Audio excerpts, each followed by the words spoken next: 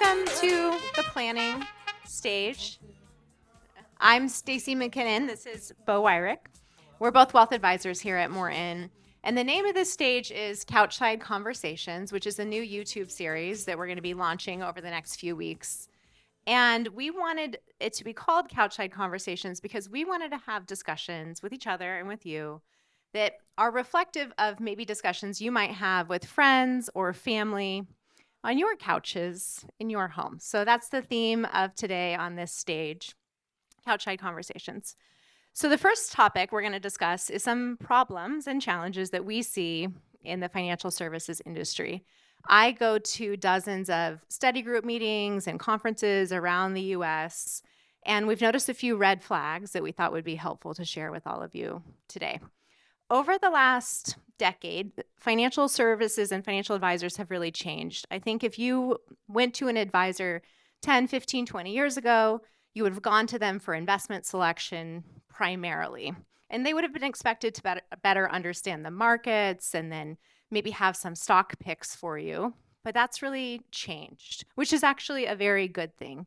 And we find that the best advisors across the country are the ones that are not necessarily selling their proprietary expertise or advice, but instead focusing on the client and what they need in their life and the things that are most important to them. And we think that the best advisors have moved on from investment manager to financial coach or life coaches. And that's what we and all of our advisors at Morton have really embraced, our role as coach.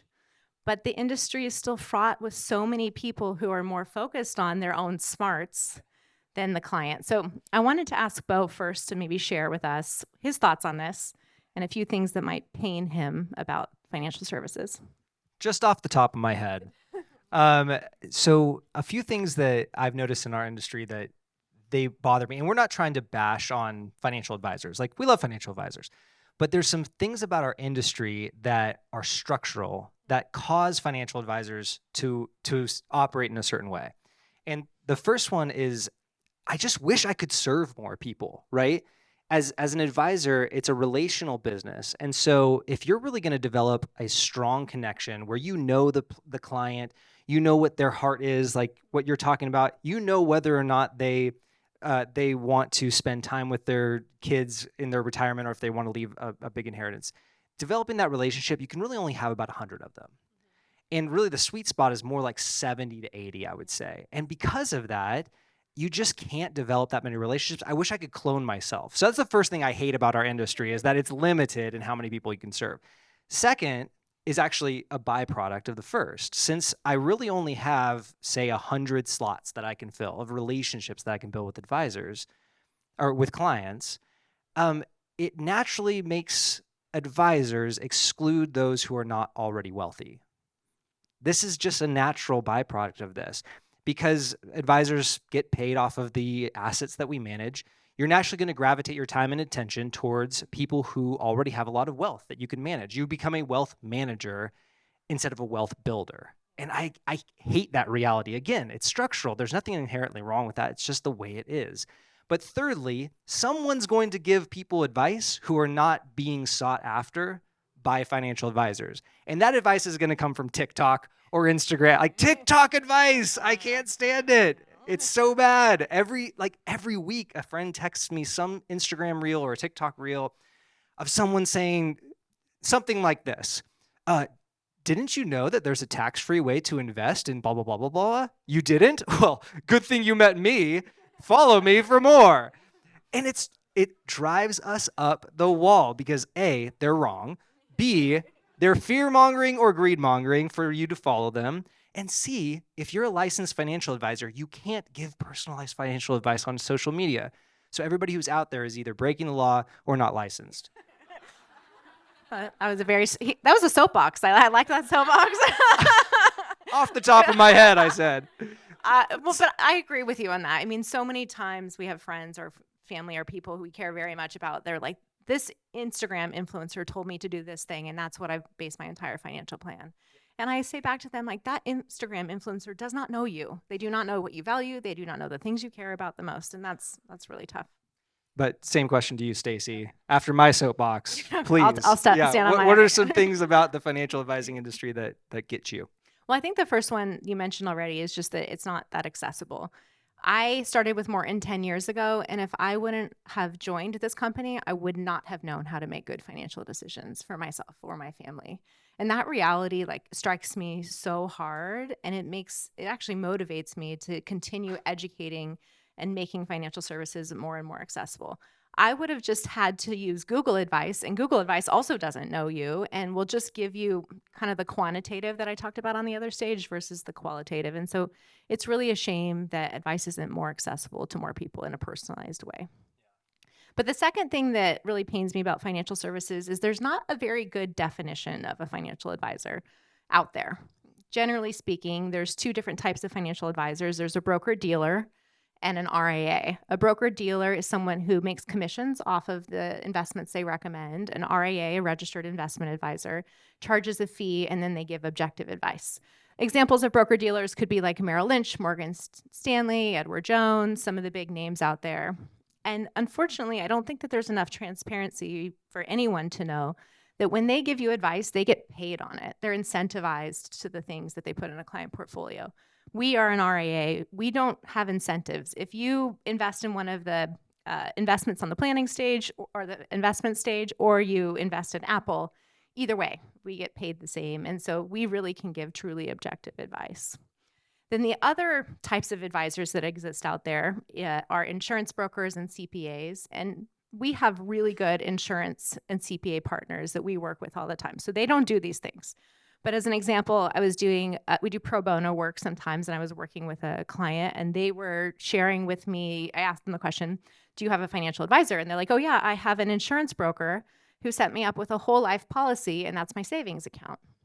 I'm like, well, the whole life policy is actually not a savings account.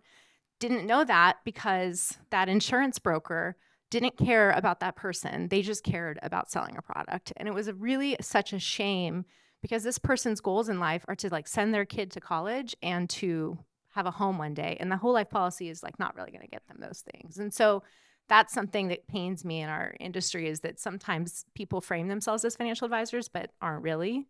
And then I also had a CPA come to me more recently, and they said, Stacey, will you sell all of the clients' investments that are on the other stage that are making 8% returns to invest in muni bonds instead? Muni bonds last year, I think they were down something around 13-ish%, and our investments out there were up 8%. So they wanted me to do muni bonds because it's a tax-free investment. So they were willing to save 2% to lose 13%. And it was just such a eye-opening experience to me to realize that so many people frame themselves as financial advisors, but really are not and shouldn't be giving that advice. Then the other thing that I would just share is that far too often, I feel like advisors make themselves the hero of the story. If we were a movie, we would not be the main character. You, our clients, are the main character. We're the sidekick or the friend that comes along to help partner with you to achieve the things you want to achieve, or maybe avoid pitfalls along the way. And I just wish more advisors would not position themselves as the hero of the story and instead just really sit into the role of sidekick. I love supporting roles in movies. For those of you that do not know, Beau was an actor before he joined us. So as a financial advisor, how do you make the client the hero of the story and not the advisor the hero of the story? So just maybe a quick example. Let's say that a client comes to me and asks if they should max out their 401k. If they did Google advice or maybe generic advice, it would just be yes, absolutely yes. You want to, save on taxes, max out your 401k. But there's more questions to ask, like, do you care about saving on taxes? What else do you want to use that money for? You should find out if there's other goals in life that we should be planning for. Are they on track for retirement? And so maybe I ask these questions and the client might say to me, well, actually, I want to take my family on this 5-day trip to Disneyland this year. But if I contribute to my 401k, Disneyland is that expensive, people, that might limit my ability to do that. So our job as advisors is to look at where they are, see if they're on track or not. And if they're on track, my answer is go to Disneyland with your family. because I think sometimes it's more important to make deposits in the memory bank versus the bank account. Whereas the CPA would probably say the opposite, right? I think that's such a good perspective that most advisors aren't taking the time to look at. And so we're kind of hitting this head on with our modern offering. And so just to hit the pain points that we've talked about, we're trying our best with the modern offering to solve these problems. I don't think all of them can be solved completely, but we're going to put our money where our mouth is and put our time where our mouth is. So you already talked about solving the problems. Can you share a little bit more on that? Yeah. And so the three things that I said, I wish I could serve more people. We naturally gravitate towards clients who are already wealthy, and we're flooded with TikTok advice that is, most of the time useless. Modearn is trying to solve all three of these. So first of all, by leveraging a little bit of technology with the Modearn app, we're going to try to streamline as much financial advice to those high earners, the people who are busy. They don't have time for quarterly meetings. They just need a hey, I'm going to text you, Beau. Give me some advice. We're going to use our app to streamline as much of that as possible. What that does is it frees up our capacity so that with the individualization of financial advice, we can serve more people who are in that 30s, 40s, high earner time of life. And so best of both worlds. We don't want to be a robo-advisor, but we want to have as many clients as possible coming through our doors. So that's one.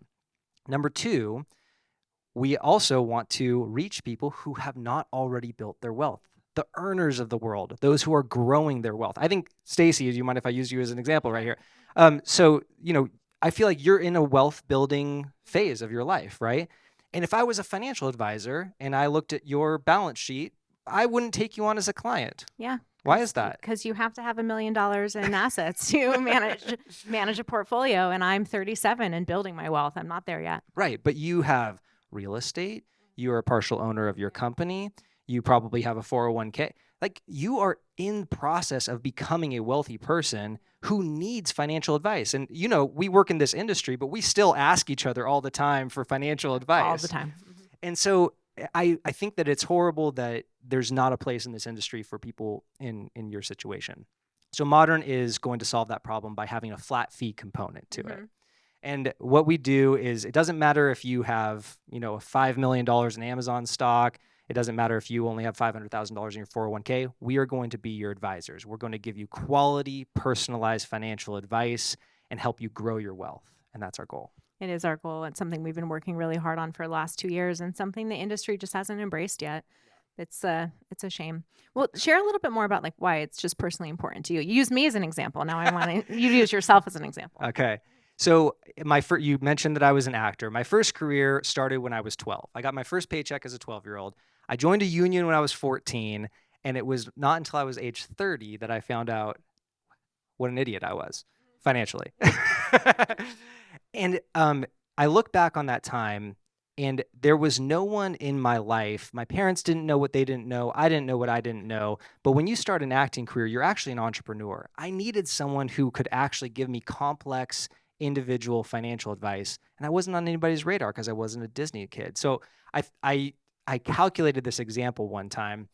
And right around the time I started acting, the Roth IRA came to be. It was this brand new thing. And if I had just maxed out a Roth IRA from age 13 to 18, which is a rare opportunity, most of the time you're not working at that age. If I had just maxed out a Roth IRA during that time, I would have $2 million of tax-free money by the time I retire that I will not have. Do you regret doing that calculation? Yes.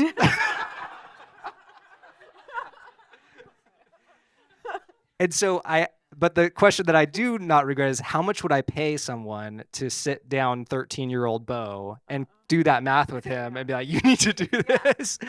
I would pay a good amount of money for $2 million tax-free. Yeah. So fascinating. It's so hard to even stomach some of those things. Yeah. And that was one mistake that I made. There's plenty of others. So, Stacey, yes. Back to you. Any advisor worth their salt could have given me the advice to max out a Roth IRA, but we're different than most advisors, even those who are worth their salt. So what are we doing differently for our clients? How are we serving them in a way that adds value that most advisors are not? Yeah, well, I'm going to just start with like the work that we're doing on the investment stage. When Lon founded the company 40 years ago, he started with giving objective advice, but quickly in the 1990s, he started investing in alternative investments before people even knew what an alternative investment was, because he felt that investors deserved access to more opportunities that weren't necessarily correlated with the markets. Some of you might not know this, but we actually have an 8-person investment team that mostly works behind the scenes. You met Megan earlier, but there's an entire team that does due diligence, research, trading, portfolio management, administration on all of our alternative investments. And most other firms don't do it because it's a lot of work. As a COO, I can see the investment we're making into this, and it's not insignificant. And so what's important to note there is that, like, to do what we do for our clients, we're not doing it to be cute or to be trendy. We're doing it because we think that's the best way to protect you. We know that you worked hard for your nest egg, and we want to make sure that we're honoring that by making really good decisions. Just as a quick example, I think it was last year, the investment team reviewed 130 different investments were pitched to us. We did deep due diligence on 80. We did even deeper dives on 20, and we only approved 6. So 6 out of 130 investments that we looked at. The reason that we do that is because we want to make sure that it's going to be in your best interest and that you're going to be taken care of. So I think that it's just important to note that most other advisors probably wouldn't do the work it takes to actually find the niche and not mainstream alternatives that we do. And the second thing is that we have a team of over a dozen people who have or are in the process of taking UCLA's Certified Financial Planning program. It is incredibly important for us to have deep expertise in a lot of areas. In fact, for the last 5 years, every Thursday at 10 a.m., if you come to the Morton office, we are in an education session where we bring experts from across all different fields: law, education planning. We even have our team members present case studies to one another, where we are investing in our team's education so that if you have a question, whether it's investment related or not, we want to be the first person you call, and we want to have confidence that we either know the answer or we know who to go to for the answer. That's a really important part of our ethos at our company, and that's how we, I think, plan the best to protect our clients. So, Beau, as we wrap up today, will you just maybe share a few tips with the audience as they're thinking about their source of financial advice? You already said not TikTok, so just so we're all clear. Just so we're clear. But maybe just other things that people should take away from the conversation today. Yeah, I think there's 3 points that I would say. One, just know the value of the advice that you're getting and know what you're paying for. I think, there's a lot of good advisors out there. There really are. But if you're working with someone who maybe calls you once a year just to remind you that they exist and charges you 1% to have you invested in just index funds that you could do yourself, maybe shop around at that point. Look for someone like Morton Wealth or someone who can open you up to opportunities that you can't access yourself. That takes a ton of work from that 8-person team of due diligence and research. Also, there's a lot of investments that if you went into yourself, you would have to have $1 million minimum into that investment. So Morton Wealth and companies like us really do get you into opportunities that are exceptional and unique. And then secondly, I would say to make sure that your personal values are prioritized. I love the example that you gave of the Disneyland. If your advisor doesn't know that taking your kids to see the Disneyland fireworks at Christmas time is something that you need to do, that's not a good relationship when it comes to having you reach your overall goals. Your financial goals are just part of your life. Your overall goals are what matter. And then thirdly, I would just say to make sure that you have a good relationship with your advisor. You want someone who knows you, who calls you often, who cares about you deeply, and who wants to see the best for you. So those are my 3 points. Yeah. I love that. And for like everyone in the room today, many of you are already our clients and we have this relationship with you. But there's a lot of people out there that don't have a relationship with someone. They are relying on their CPA or their insurance broker or someone else to give them this advice. And so one of the things that we're continually trying to do is provide more content because we want it to be complimentary and free for people to even ask the right questions. Like, I think some of this is not necessarily on somebody giving you the perfect advice. Oftentimes, what's even more helpful, I've actually experienced this at doctor's offices before, like, you got to know the right questions to ask sometimes. Otherwise, you're not going to get the answer. So I would just definitely encourage you to continue like checking out our content, reading our content, because, we're trying to do good in the world around here and provide our clients with the best possible value. All right. We're all set for today. Thank you so much. Thanks so much for listening. Wow.